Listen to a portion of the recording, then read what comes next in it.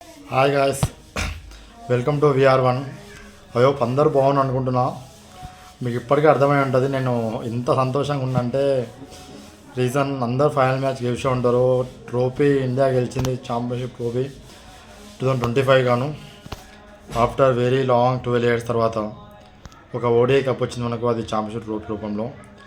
2023 ODI world cup ఓడిపోయినటువంటి బాధ almost మొత్తం వెళ్ళిందని చెప్పుకోవచ్చు. అపార్ట్ ఫ్రమ్ దట్, అది ఓడిపోయినాక నెక్స్ట్ బ్యాక్ టు బ్యాక్ ఇయర్స్లో విత్ ఇన్ 10 months స్పాన్లో మనం 2 ఐసీసీ ట్రోఫీస్ గెలిచాం. ఓ T20, ఇంకోటి ఓడిఐ. ఇది కూడా ఒకసారి అన్రిపీటెడ్గా అసలు ఒక్కటంటే ఒక్క మ్యాచ్ కూడా మనం ఓడిపోకుండా కంటిన్యూ ప్రతి మ్యాచ్ గెలుచుకుంటూ ఎన్ని విమర్శలు ఎదురైనా ఏమైనా సరే బయట పట్టించుకోకుండా ఫైనల్ ట్రోఫీ గెలిచాం. ట్రోఫీ కళ్ళలో నీళ్ళు తిరిగినాయి. చాలా అంటే చాలా సంతోషంతో వచ్చిన నీళ్ళు. గట్టిగా అరిచిన మా గొంతు నొప్పి స్టార్ట్. అండ్ మ్యాచ్ విషయానికి వస్తే, ఫస్ట్ ఆఫ్ ఆల్ అయితే మ్యాచ్ గెలిచినాక ఇప్పుడు అంతా హ్యాపీ ఉంటే చాలు, ఎవ్వరు రిటైర్మెంట్ కాకుండా చాలు. మధ్యలో చాలా మూమెంట్స్ మాట్లాడదాం, గట్టిగా మాట్లాడదాం మనం అందరం. ఫస్ట్ ఆఫ్ ఆల్ ప్రతి ఒక్క ప్లేయర్కి పేరు పేరున కృతజ్ఞతలు. అండ్ ప్రతి ఒక్క భారతీయుడు గర్వించదగ్గ విషయం, ప్రపంచంలో మన దేశం విశ్వ విజేత నిలిచింది ఈరోజు ఛాంపియన్షిప్ గెలిచి 2025. అండ్ మ్యాచ్ విషయానికి వస్తే, న్యూజిలాండ్ వాళ్ళు టాస్ గెలిచి ఇంతకుముందు చేసిన తప్పు చేయకుండా ఈసారి వాళ్ళు బ్యాటింగ్ ఎంచుకున్నారు. ఐ థింక్ పిచ్లో మనం అనుకున్నట్టు సెకండ్ బ్యాటింగ్ చేయడం కొంచెం కష్టంగా ఉంటుంది. అండ్ స్పిన్ ఫ్రెండ్లీ ఇచ్చారు. వాళ్ళు కూడా ఈరోజు టాస్ గెలిచినాక బ్యాటింగ్ తీసుకున్నారు. అండ్ వాళ్ళకి చాలా పెద్ద దెబ్బ స్టార్టింగ్ తగిలింది. ఎట్లా అంటే మ్యాట్ హెన్రీ అనే పర్సన్ పిచ్ స్పిన్ కానీ కూడా ఇంకా సరిపడి వాళ్ళ లీడింగ్ బౌలర్ తను. మ్యాట్ హెన్రీ ఎప్పుడు కూడా ఇండియన్ ట్రబుల్ చేస్తూనే వచ్చిండు. సో తనకు ఇంజూరీ కావడం వల్ల మనకు అది కలిసి వచ్చే విషయం ఖచ్చితంగా. తన ప్లేస్లో స్మిత్ని ఆడించారు. తను ఒక బౌలింగ్ వాళ్ళు ఉన్నారు. బ్యాటింగ్ కొంచెం డెప్త్ ఆడింది అనుకోవచ్చు, కానీ మరీ అంత గొప్ప బ్యాట్స్మెన్ కాదు. బట్ హెన్రీ అంత ఎఫెక్టివ్ కాదు బౌలింగ్లో. బట్ పర్లేదు, ఒక డీసెంట్ రీప్లేస్మెంట్ అని చెప్పొచ్చు. అండ్ వాళ్ళు బ్యాటింగ్ తీసుకున్నాక ఓపెనింగ్ అసలు 7 overs చూసరికి ఏంట్రా బాబు ఇలా ఆడుతుండ్రు, ఇండియా చాలా పెద్ద టాట్ ఇస్తారా, ఇండియా ట్రబుల్ ఉందా, టాస్ పడకంలో ఇండియాకి మైనస్ ఉందా అనిపించింది. బట్ ఇంకా మన చక్రవర్తి తెలిసిన తిప్పినట్టు తిప్పుతారు బాల్ని, బొంగ తిప్పినట్టు వచ్చిండు. తన ఫస్ట్ స్పెల్లోనే వికెట్ తీసుకుండు. అండ్ వెంటనే వాళ్ళకి తక్కువ వ్యవధిలో వాళ్ళకి బ్రేక్స్ పడుతూ వచ్చినాయి. ఒక టైంలో స్కోర్ 7 overs 56-57 స్కోర్ కాస్త వాళ్ళది ఆల్మోస్ట్ ఆల్ 35 overs అయ్యే వరకు కూడా స్కోర్ 150 దాటలేకపోయింది. ఫస్ట్ 7 overs 50+ కొట్టిన వాళ్ళు నెక్స్ట్ ఆల్మోస్ట్ ఆల్ ఇంకొక 20+ oversలో, సో ఆల్మోస్ట్ ఇంకో 30 overs వాళ్ళు అరౌండ్ 100 runs స్కోర్ చేసినారు. ఇండియా చాలా అంటే చాలా తక్కువ ముందు మ్యాచ్ని. మన fast bowlers around 12 overs change చేసి 100 runs పైకి ఇస్తే, మన స్పిన్నర్స్ మాత్రం 150 runs మాత్రం ఇచ్చిండు అరౌండ్ ఆల్మోస్ట్ 38 overs బౌలింగ్ చేసి. సో డాట్ బాల్స్ మీద డాట్ బాల్స్ వేసి వచ్చారు. న్యూజిలాండ్ ఇన్నింగ్స్ కూడా 250 వెళ్తా ఎక్స్పెక్ట్ కూడా చేయలేను నేను. బట్ వికెట్స్ పడ్డాక 4 wickets పడ్డాక డార్లీ మిచెల్, ఫిలిప్స్ ఎంతో అద్భుతమైన పార్ట్నర్షిప్ నిలగొల్పారు. తర్వాత ఫిలిప్స్ అవుట్ అయిన తర్వాత మళ్ళీ లాస్ట్లో బ్రేస్వెల్ అంతో ఇంతో అడపదడప మంచిగా ఆడి కొంచెం మంచి షార్ట్స్ కొట్టి 6లో 4లో 250 రన్స్ కూడా 250 అనే ఒక మ్యాజికల్ స్పీకర్ని, ఒక మంచి సైకాలజికల్ స్పీకర్ని తనకు క్రాస్ చేయించిండు. అండ్ 250 నన్ను అడిగితే వికెట్ మీద ఒక మంచి ఫైటింగ్ స్కోరే. మ్యాచ్ అప్పటికి కూడా ఇండియాకి ఓకే కొంచెం ఫేవర్గానే ఉంది, పర్లేదు చేసేసాం అనిపించింది మనలో. బట్ మెయిన్గా ఫిలిప్స్, బ్రేస్వెల్, మిచెల్ ఇన్నింగ్స్ వల్ల, స్పెషల్ చెప్పాలంటే Mitchell and Bracewell and innings వల్ల వాళ్ళకి అంత స్కోర్ వచ్చింది. అండ్ స్కోర్ వస్తాను ఎక్స్పెక్ట్ చేయ, బట్ ఫైనల్ స్కోర్ వచ్చింది. ఇండియా ఒక మంచి ఓపెనింగ్ స్టార్ట్ వస్తే చలో కొట్టేసాం కుమ్మేస్తామని అనిపించింది. ఫస్ట్ ఇన్నింగ్స్ అయిపోయేసరికి మంచి కాన్ఫిడెన్స్లో ఉన్నాం. బట్ 250 టార్గెట్ ఎలా ఉంటుందంటే ఒక ట్రిక్కీ ఉంటుంది. కొంచెం స్టార్టింగ్ మన పవర్ ప్లే అటాక్ చేద్దామా, లేకపోతే వికెట్స్ హ్యాండ్లో పెట్టుకుంటూ లాస్ట్ దాకా వచ్చిన తర్వాత మనం ఫినిష్ చేద్దామా డైనమో ఉంటుంది. బట్ ఇంకా సరే అని చెప్పి మన వాళ్ళు బ్యాటింగ్ సెకండ్ బ్యాటింగ్ మన వాళ్ళు దిగినాక ఒక మంచి పవర్లో మంచి స్టార్ట్ వస్తారు. అట్లీస్ట్ 10 oversలో ఒక 50 runs వచ్చి 0 wickets పడండి మనకు ఉన్నా సరిపోతుంది అనుకున్న టైంలో రోహిత్ శర్మ ఇంక అనుకున్నట్టుగానే ఉంటాం పోతా ఈరోజు ఇండియా గెలిపించకపోండి ఉద్దేశంతో ఏదో గట్టిగా వచ్చిండు. మంచి బాల్స్ వస్తా, dot balls and loose balls వస్తా దాన్ని ఫైన్ చేసిండు. అండ్ కొన్ని చీకీ షాట్స్ కూడా ఆడిండు, మంచి పవర్ రైటింగ్ చేసిండు. ముందుకు వచ్చి ఫ్రంట్ ఫుట్ వచ్చి లాంగ్ మీద 6 కొట్టడం. అండ్ తను ఇచ్చిన ప్లేయింగ్ స్టార్ట్ వల్ల ఇండియాకి నెక్స్ట్ ఫర్దర్గా మ్యాచ్ మొత్తం అయిపోయే వరకు రన్ రేట్ ఇష్యూ ఎక్కడ కూడా రాలేదు, ఎక్కువ డాట్ బాల్స్ తను ఇచ్చిన స్టార్ట్ వల్ల. సో మధ్యలో కిల్ క్యాచ్ అనేది ఎవరి చేతి దగ్గరికి అయితే ఎవరి చుట్టుపక్కల 10 మీటర్స్ దగ్గర బాల్ వెళ్తుందో మ్యాక్సిమం బాల్ వాళ్ళ చేతిని వెళ్ళిపోతుంది. మనం ప్లేయర్ ఉందంటే అది ఒక్క ఫిల్మ్స్ మాత్రమే 2 టీమ్స్లో స్పెషల్గా చెప్పాలంటే. అందుకే దాన్ని ఇంత హైలైట్ రీడ్ చేసే ఫీల్డింగ్లో మోడర్న్ జాంటీ కూడా అంటారు. అండ్ ఆ క్యాచ్ ఏంటో నాకు ఇప్పటికీ టోర్నమెంట్ 2 అద్భుతమైన క్యాచ్ పట్టింది. ఇది 3వ క్యాచ్. బెస్ట్ క్యాచ్ అవార్డు ఇచ్చామంటే ఈ మనిషికి 3 అవార్డులు వస్తాయి లైన్గా. ఇతను తప్ప ఇంకెవరికి అవార్డ్స్ కూడా రావు ఈ క్యాచింగ్ విషయంలో అయితే ఈ టోర్నమెంట్లో. అండ్ ఆ క్యాచ్ పట్టినాక కూడా సరే విరాట్ కోహ్లీ వచ్చిండు, సరే మంచి ఫ్లయింగ్ షాట్ వచ్చింది, ఇక్కడ నుంచి వీళ్ళిద్దరు మంచిగా ఆడుకుంటారు అనుకుంటే. సో ఇంకా విరాట్ కోహ్లీ కూడా ఎక్కువసేపు క్రేజీలో ఏం లేకుంటే ఒక రన్ కొట్టి అవుట్ అయిపోయాడు. ఎల్బీడబ్ల్యూ అప్పీల్ చేసిండు, ఎంపైర్ ఈజీగా అప్పుడు వెంటనే అవుట్ ఇచ్చిండు. అండ్ తర్వాత మళ్ళీ రివ్యూ కూడా తీసుకుండు. యాక్చువల్గా నాకు అనిపించింది ప్లంబిన్ ప్రింట్ అది రివ్యూ తీసిన అవసరం లేకుండే, బట్ ఇంకా big player in big match కదా, ప్రెజర్ ఎక్కువ ఉండదు అని రివ్యూ తీసుకుంటూ అని. అండ్ అనుకున్నట్టుగా 3 రేట్స్ వచ్చినాయి, రివ్యూ కూడా పోయింది అండ్ విరాట్ కోహ్లీ కూడా పోయిండు.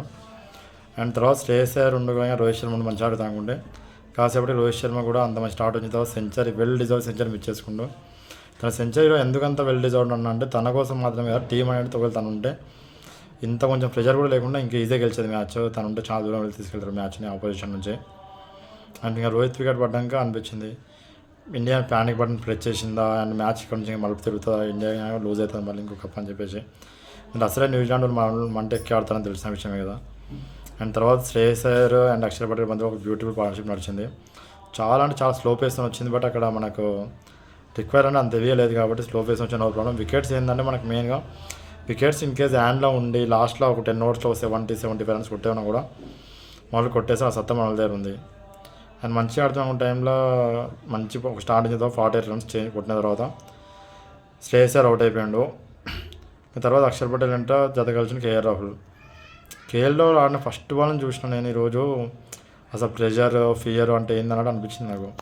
అసలు ప్రెషర్ లేదు, సింపుల్గా ఆడుతుండు, అసలు మంచి ఇంటెంట్ బ్యాట్తో బాల్ని మంచి టైమింగ్ చేస్తుండు.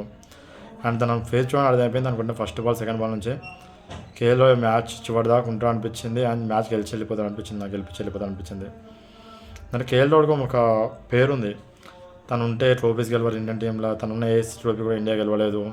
అండ్ నాకౌట్ మ్యాచ్ ప్రెషర్ ఉంటుంది, తను ఐసీసీ టోర్నమెంట్ ప్లేయర్ కాదు, ఏదో లీగ్ మ్యాచ్ వాటికే వస్తాయని చెప్పేసి. బట్ అందరికీ రాంగ్ అని ప్రూవ్ చేసి టోర్నమెంట్ మొత్తం తనకు ఎలాంటి పొజిషన్ ఇచ్చిన ఎక్కడ ఇచ్చినా సరే తను మంచిగా ఆడుకుంటూ తన పొటెన్షియల్ చూపించిండు. అండ్ మేబీ ఇండియన్ ఫ్యాన్స్ అందరూ ఎవరికి అపాలజీ చెప్పాలి లెటర్స్ అనుకుంటే అది కేఎల్ వాడికి ముఖ్యంగా. అండ్ ఇంకా అక్కడ నుంచి తర్వాత కాసేపు అక్షర్ పటేల్ కూడా షార్ట్ అవసరమే ఆ టైంలో. అదే ఓవర్లో ఆల్రెడీ అంతకుముందే రాహుల్ 6 కొట్టిండు, బట్ తను కూడా బాల్ మంచిగా టెంప్టే ఆడిండు. తను అవుట్ అయినాక మళ్ళీ మన కష్టాలు పడతా అనుకుంటే హార్దిక్ పాండ్యా వచ్చిండు. ఇంకా స్టార్టింగ్ 3 డాట్ బాల్ సింగిల్ తీసిండు. అందుకని తన మీద నమ్మకం ఉంది కదా, తను 10 డాట్ బాల్స్ ఆడినా 2 బాల్ నాకు కవర్ చేస్తాను నమ్మకం అందరికీ ఉంది. అండ్ తను ఒక మంచిగా 6-4 కొట్టేసరికి మ్యాచ్ ఆల్మోస్ట్ ఈజీ అయిపోయింది. తను అవుట్ అయినా కూడా పెద్ద ఫరక్ పడలేదు. And winnowing shot I think లాస్ట్లో కేఎల్లోనే చూస్తాను అనుకున్నా, కాకపోతే నాకు పర్సనల్గా అనిపించింది జడేజా ఫినిష్ చేస్తే బాగుండు ఈ మ్యాచ్. ఎందుకు జడేజా ఫినిష్ చేస్తే అది ఒక రకమైనటువంటి సంతోషం అనిపిస్తుంది, నాకెందుకు పర్సనల్గా తెలియదు. సో ఫైనల్లీ జడేజా తన విన్నింగ్ షాట్ 4 కొడుతుంది, మ్యాచ్ ఫినిష్ చేసిండు. అండ్ చాలా అంటే చాలా most all 140 crores plus population ఉంటూ అందరూ కూడా ఈరోజు ప్రశాంతంగా నిద్రపోవచ్చు. And back to back within 10 months స్పాన్లో 2 ఐసీసీ ట్రోఫీస్. మనం ఎప్పుడు ఒకటి వస్తే బాగుండు ఆవేశం, బట్ వితిన్ 1 year లోపల 10 months స్పాన్లో 2 ట్రోఫీస్ వచ్చినాయి. అసలు రోహిత్ శర్మకి చాలా పెద్ద అచీవ్మెంట్. అండ్ రోహిత్ శర్మ కూడా ఒక మంచి రికార్డ్ ఏర్పడ్డది అలా. అండ్ ఒక ఐసీసీ టోర్నమెంట్లో తన క్వార్టర్ ఫైనల్ ఒక 50+ ఉంది, సెమీఫైనల్ ఒక 50+ ఉంది, అండ్ ఒక ఫైనల్ కూడా 50+ ఉంది. సో ఇలాంటి ఆల్మోస్ట్ అన్ని స్టేజ్లో 50 వచ్చిన player I think Rohit Sharma ఒకడే నేను చూసి స్టార్ట్స్ ప్రకారం అయితే చదివిన. And first of all congratulations to our India and Indian team. And ప్రతి ఒక్కరిని తలెత్తుకునేలా గర్వపరిచినందుకు ప్రతి ఒక్కరి పేరు ధన్యవాదాలు. అండ్ చాలా అంటే చాలా ప్రశాంతం జరుపుకుంది. లాస్ట్ టైం చెప్పినట్టే సెమీఫైనల్ లాస్ట్ టైం గెలిచింది సంతోషపడము, దానికి ఇలా కొన్ని 100 రెట్లు మనం దాని సంతోషం పొందుదాం. అండ్ ఇదే ఇప్పుడు మన 2027 వరల్డ్ కప్ కొట్టాలని ఆశిస్తున్నా. అండ్ ఇంకా టైం ఉంది, అప్పటిదాకా కూడా మన ప్లేయర్స్ వీళ్ళే ఖచ్చితంగా ఇంకొక టోర్నమెంట్ వరకు రోహిత్ శర్మ విరాట్ కోహ్లీ ఫిట్గా ఉండి ఆడి ఆ లాస్ట్ ఆ టోర్నమెంట్ గెలిచిన తర్వాత రిటైర్మెంట్ ఏమైనా తీసుకుని అంటూ మనసు ఉంది. అండ్ ఈరోజు ఎవరు రిటైర్మెంట్ ప్రకటించకపోతే అదే హ్యాపీ. అండ్ ఒక మూమెంట్ కూడా జరిగింది ఒక గ్రౌండ్లో, జడేజా కోట పూర్తయిన తర్వాత ఒక బౌలింగ్ది విరాట్ కోహ్లీ అది తీసుకుండు. అప్పుడు అనిపించింది అని జడేజాకి రిటైర్మెంట్ ఇస్తున్నాయని చెప్పి అనిపించింది. కానీ అలాంటి ఏం జరగకుండా మెయిన్గా రోకో కానీ జడేజా కానీ మంచి పొటెన్షియల్ ఉంది, ఇంకా ఫిట్నెస్ వెళ్దారు మంచిగా ఉంది. మంచిగా 2027 వరల్డ్ కప్ ఒక్కటి ఆడని మనస్ఫూర్తిగా కోరుకుంటున్నాను. అండ్ ఈరోజు మనకి ఇంకొకటి ఏదైనా మ్యాచ్లో నేను ఒక పాయింట్ కవర్ చేయడం మర్చిపోయినా. బౌలింగ్లో చాలామంది అన్నారు కుల్దీప్ యాదవ్ అంత ఎఫెక్టివ్గా లేడు, తను తీసేసి సుందర్ని ఆడిపిస్తే బాగుండే, వర్షిత్ని ఆడిపిస్తే బాగుంటుంది అని చెప్పేసి. కానీ అందరిని తప్పు ప్రూవ్ చేస్తే ఎవరైతే మనం అనుకున్నామో వాళ్ళ టీంలో మెయిన్ రచిన్ రవీంద్ర వినేసన్ ఆపితే చాలు మనకు మ్యాక్సిమం మ్యాచ్ వస్తా అనుకున్నాం చేతికి. వాళ్ళిద్దరు వికెట్ కూడా తీసింది ఇలా అదే వ్యక్తి మనం ఎవరైతే అనుకున్నామో అది కుల్దీప్ యాదవ్. అండ్ తన బ్యాక్ టు ఫామ్ అని తను నిరూపించుకుంటూ విమర్శలు ప్రతి ఒక్కరికి సమాధానం చెప్పి నోరు ముస్టార్ట్ చేసిండు. అండ్ ఫైనల్ చాలా అంటే చాలా చాలా చాలా మాకన్నా చాలా ఎక్కువ హ్యాపీగా ఉంది. అండ్ వన్స్ అగైన్ ప్రతి ఒక్కరిని తల ఎత్తుకుని చేసినందుకు ఇండియన్ ప్లేయర్ ప్రతి ఒక్కరికి ఇండియన్ టీంకి శతకోటి వందనాలు. అండ్ నా వీడియో మీకు నచ్చితే ఇంతవరకు వచ్చింది కాబట్టి నా వీడియో నచ్చింది అనుకుంటున్నాను. నా వీడియో మీకు నచ్చితే ప్రతి ఒక్కరు లైక్ షేర్ సబ్స్క్రైబ్ చేయండి. మీరు చేసే షేర్ వల్లనే వీడియో చాలామందికి రీచ్ అవుతుంది. అండ్ ఇంకా ఎక్కువ వీడియోలు ఇవ్వడానికి నాకు దోహదపడుతుంది మీకు వీడియో ఎక్కువ చేయడానికి. అండ్ ప్రతి ఒక్కరు సపోర్ట్ చేస్తారని ఆశిస్తున్నాను. And thank you everyone. And once again వందే మాతరం, ఓం నమో నారాయణాయ, జై శ్రీకృష్ణ. బాయ్. అందరు జాగ్రత్తగా ఉండండి.